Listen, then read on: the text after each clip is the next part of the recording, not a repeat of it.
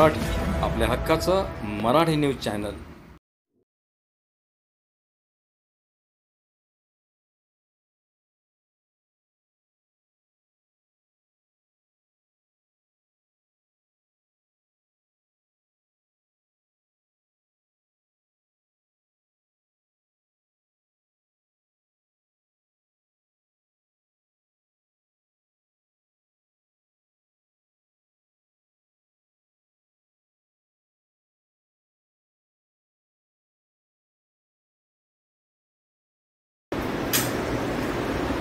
आज आपण पाहतोय की माणसाच्या जीवनामध्ये अनेक प्रसंग असे येतात की त्या प्रसंगातून सावरण्यासाठी माणसाला जीवाचं रान करावं लागतं आणि यासाठी ज्या गोष्टी महत्त्वाच्या असतात तो म्हणजे पैसा। आपण काही ठिकाणी काम करण्यासाठी बँकेकडून कर्ज घेत असतो, पण बँक कशा प्रकारे त्याचा परतावा करते आणि कशा प्रकारचा त्याचा भरणा करावा लागते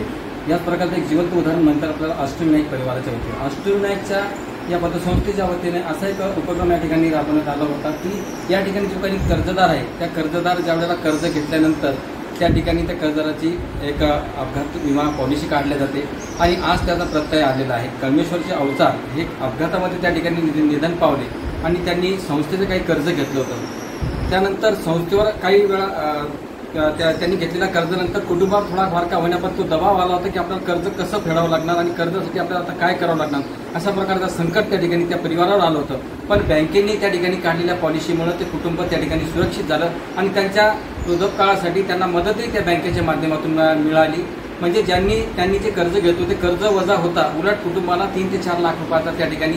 आज या आपण माझ्या मागे पाहू शकता की संस्थेचे या ठिकाणी संस्थापक अध्यक्ष आहेत आणि सर्व या ठिकाणी जे कर्मचारी आहेत यांच्या सर्वांच्या वतीने या परिवाराला या कर्ज या ठिकाणी जे आहे तो चेक या ठिकाणी सुपूर्द करण्यात आलेला आहे आणि यामुळे त्या कुटुंबाचं कुठेतरी त्या ठिकाणी उदरनिर्वाहासाठी तो जो चेक आहे तो निश्चितपणानं या ठिकाणी कामाला पडेल। म्हणून या ठिकाणी अष्टविनायक परिवाराचं जे आहे त्या ठिकाणी संस्थापक अध्यक्ष असतील, त्या ठिकाणी इतर जे काही त्यांचे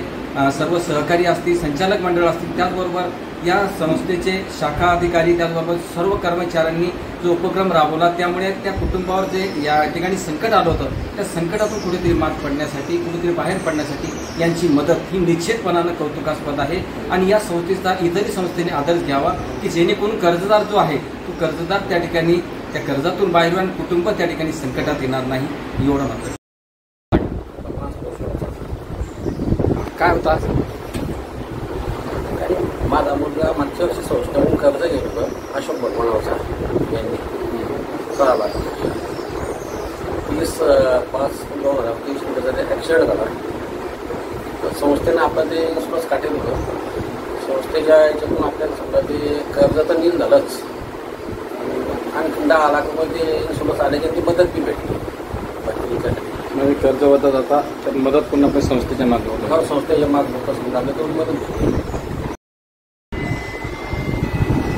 आम्ही आमच्या संस्थेच्या वतीने जे कर्जदार आहेत त्यांचा आम्ही विमा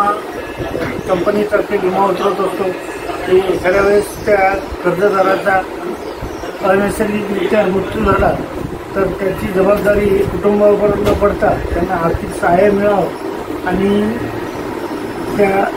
ते जे त्यांचं जे कुटुंब आहे ते या कर्जापासून मुक्त राहावं आणि त्यांना त्या धनराशीचा उपयोग व्हावा या हेतूने आम्ही आमची पतसंस्था प्रगतिशील आहे। आज आपण काय केलं म्हणजे नेमकं आज काय होतं? आज कसं आहे की आता समजा हे जे कर्जदार आहेत सगळे आपल्या संस्थेच्या कर्जदाराचा आम्ही प्रत्येक जितक्या रकमेचं कर्ज घेतलेलं आहे तितक्या रकमेचा आम्ही विमा उतरवतो आणि त्याच्यानंतर समजा एखाद्या वेळेस काही कारणांवश त्याचा अपघाती किंवा अनैसर्गिक मृत्यू झाला तर याला जे रक्कम भरायची असते त्या कुटुंबाला किंवा वारसदाराला ती न भरता ती आपल्या विमा कंपनीद्वारा ती प्राप्त होते आणि त्याच्यामुळं ते कुटुंब त्या याच्यापासून एकतर जीवितहानी होते त्या कुटुंबाची आणि वित्तीय हानी होते। ती वित्तीय हानी न हे होता त्या कुटुंबाला थोडा आधार मिळावा या हेतूने आम्ही पतसंस्थेचे प्रयत्न चालू होते।